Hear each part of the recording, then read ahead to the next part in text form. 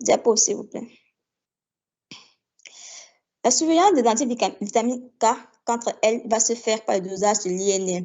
Et l'INR, comme on l'a dit, va se faire 48 heures après la prise de la première dose. Et également, elle doit se faire après chaque modification de posologie. Lorsqu'on est en train de faire un relais héparine vitamine K, l'INR doit être dosé chaque jour jusqu'à ce qu'on ait atteint une stabilité. Lorsque la stabilité est atteinte, l'INR est dosé une fois par semaine, puis 2 fois par mois, puis 1 fois par mois.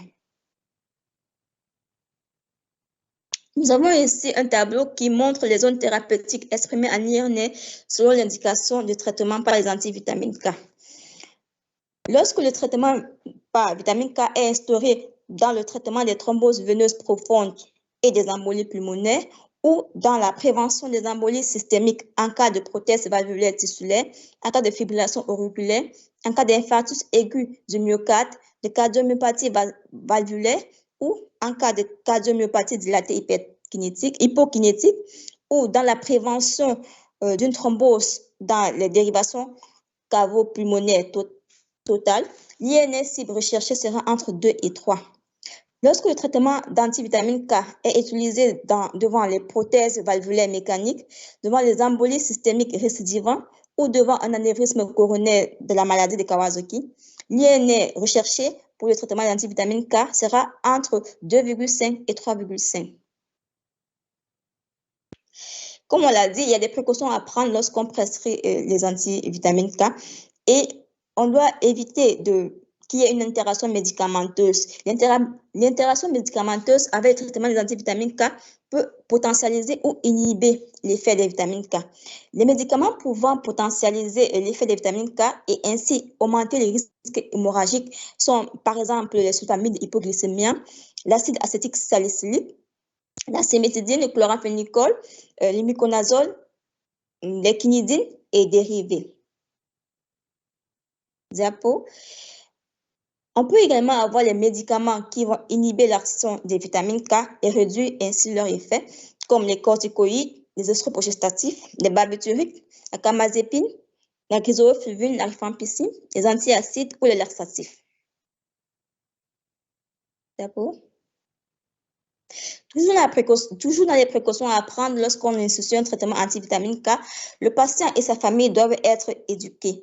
Et pour cela, ils doivent avoir à leur disposition un carnet de suivi d'anticoagulants qui doit contenir le traitement antivitamine K qu'il prend, également la posologie qu'il est censé prendre, le motif du traitement, le dernier INR, le groupe sanguin et ressources du patient et si possible les coordonnées de son médecin traitant.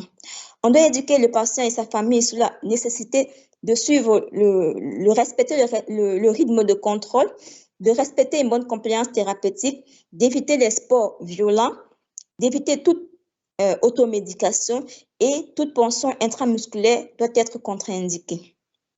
Diapo, s'il vous plaît. Quand on institue un traitement anticoagulant, on peut avoir des accidents et incidents malgré les précautions qu'on prend. Si le traitement utilisé est l'héparine, le principal accident qu'on peut avoir ou incident, c'est une thrombopénie induite à l'héparine. Cette thrombopénie peut être précoce et là, elle va apparaître à moins de 5 jours après le traitement. Et dans ce cas, elle est souvent sans gravité et on peut poursuivre le traitement. Par contre, on peut avoir une thrombopénie immunoallergique qui, elle, survient le plus souvent à plus de 6 jours après le traitement ou au 10e jour de traitement. Et là, elle va entraîner une thrombose artérielle veineuse qui va nécessiter un arrêt immédiat du traitement et un relais par les antivitamines K. Et cela signe une contre-indication définitive à l'héparine. Comme incident ou accident également, on peut avoir des hémorragies en cas de surdosage. Diapo, s'il vous plaît. Le principal accident ou incident qu'on peut avoir lorsqu'on utilise les antivitamines K, c'est surtout le surdosage. Et deux situations peuvent se présenter. On peut avoir un surdosage asymptomatique, c'est-à-dire sans saignement. Et là, la conduite à tenir sera en fonction de l'INR mesuré qu'on aura, en fonction de l'INR thérapeutique l'INR cible qu'on attend en fonction de l'indication de notre patient.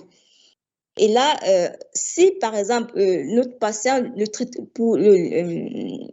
la pathologie pour laquelle il est sur anticoagulant nécessite qu'il ait un INR cible entre 2 et 3.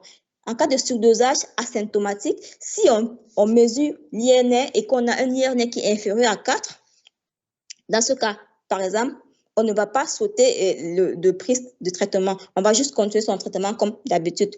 Par contre, si on mesure l'INR et qu'on a un INR qui est supérieur ou égal à 4, mais inférieur à 6, pour un patient qui est suivi pour une pathologie, donc l'INR cible est compris entre 2 et 3, dans ce cas, on va sauter une prise et il n'y a pas nécessité dans ce cas, par exemple, d'administrer de vitamine K.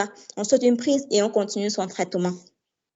Si on continue son traitement, si le lendemain, on contrôle son INR et qu'on est toujours dans les limites thérapeutiques qu'on attend.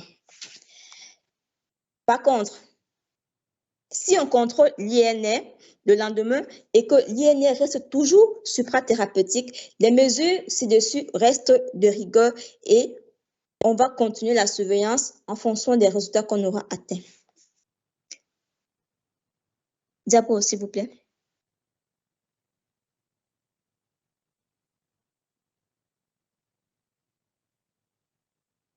Si, par contre, on est devant un surdosage symptomatique, c'est-à-dire un surdosage avec un saignement, le malade doit être hospitalisé en urgence et des mesures doivent être prises. On doit mesurer en urgence l'INR du patient. Si on a un INR disponible, on va administrer les concentrés de prothrombinique en fonction de l'INR qu'on aura. Cela en fonction de résumer des caractéristiques pharmaceutiques de produits qu'on utilise. Si on est devant une indisponibilité de l'INR en urgence, on va administrer également des concentrés de prothrombinique à posologie de 25 unités par kilogramme, soit 1 ml par kilo. On va associer à cela de la vitamine K, 10 mg, et il est préférable de le donner par voie orale. Un contrôle INR sera fait dans les 30 minutes qui suivent. Et si on a, pendant ce contrôle, un INR qui est supérieur à 1,5, on va faire une nouvelle dose de concentré de prothrombinique selon le résumé des caractéristiques thérapeutiques du produit qu'on utilise et on fera un contrôle de l'INR tous les 6 à 8 heures jusqu'à ce qu'on ait atteint un INR qui soit inférieur à 1,5. Diapo, s'il vous plaît.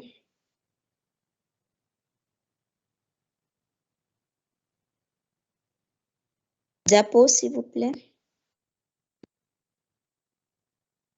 Docteur Manu, merci. Donc, en conclusion, nous dirons que les anticoagulants sont des médicaments qui peuvent être d'usage fréquent en pédiatrie dans la prise en charge des pathologies cardiovasculaires.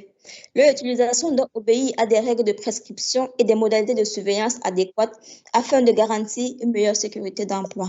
Merci. Très bien. Question?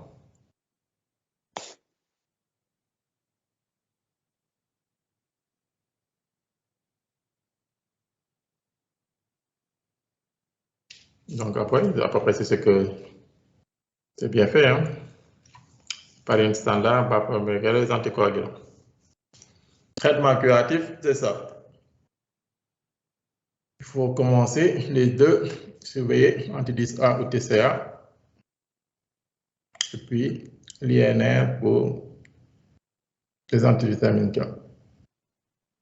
Enfant, comadine, on le trouve difficilement ici, mais ça aurait été mieux que le syndrome. Mais comme c'est le syndrome, on le donne. Hein.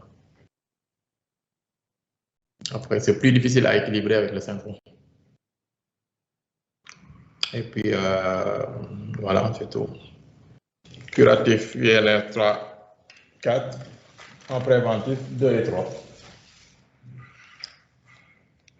C'est bien, pas de souci.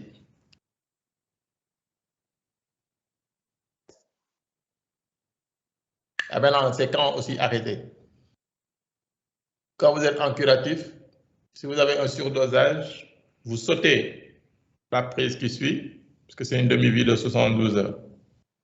Et puis, vous réduisez la dose suivante. Donc, vous sautez 24 heures après, puis ensuite vous donnez la moitié. Et puis, vous le contrôlez.